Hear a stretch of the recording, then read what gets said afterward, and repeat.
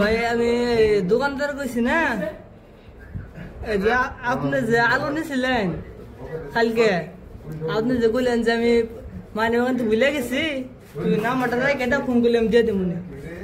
তা আপনি তো না কালকে নাম্বার দিয়ে গেলেন, এটা যে আমি নাম্বার দিয়ে গেলাম। আপনি বাড়ি কোনে?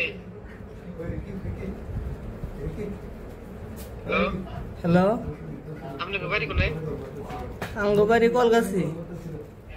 আমি নাম্বার কোনে দেখলাম, আমি আলু নিলাম, আমি আলু আনলে আলু আনলাম কোন থেকে আমি? আমার তাহলে নাম্বার দিয়ে গেল, তুই নাম্বার দিয়ে গেল, ফোন মারবা আমি তোমাকে পয়সা দিয়ে দেবো না, এই নাম্বারে দিয়ে দিন। কোন 60 টাকা আছে? আমি কালকে বাজারি করে দেয়। হ্যাঁ বাজারি করি নাই, বাজার করি না, 3-4 দিন ধরে বাজার করি না। আমার যে নাম্বার দিয়ে গেল, কেরা নাম্বার দিছে? নাম্বারটা তো উল্টা উল্টা তেল হইছে কে জানি। নাম্বার না উল্টা উল্টা তো না, নাম্বার ঠিকই আছে। নাম্বার ঠিক কি বল, নাম্বার এই নাম্বার আমি বাজার টাজার করি না। ও আর আমি নাম্বারও কিনে দিই নাই, কারো দিন না।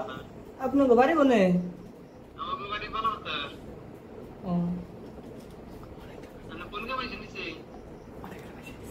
হ্যাঁ অনেকের মানুষে মানে আমার কোনো কথা আমি পার্স খেয়েছি, তো পয়সা আইন নেই মনে, তুমি নাম্বারটা রাখ দাও, ফোন নাই দাও, আমি পয়সা দিয়ে দেবো। মোবাইল ছুঁয়েছিল।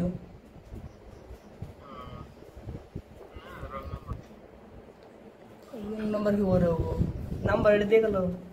নাম্বার দেখলি কি আমি তো না, আমার আমার আমি ফোন করে ফোন আমার মনে করছেন না, আমার করছেন না হল আমি মানুষ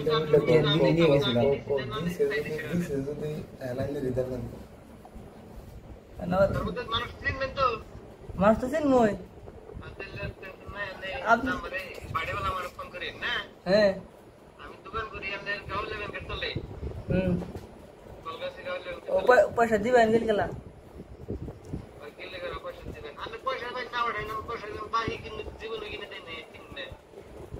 আমার ঘরে পয়সা দিয়ে গেল, পয়সা মার যায়।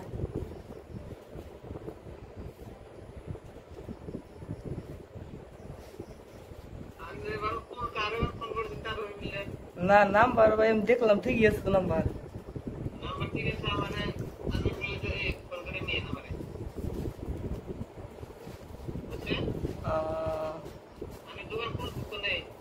আপনি কি দোকান করবেন?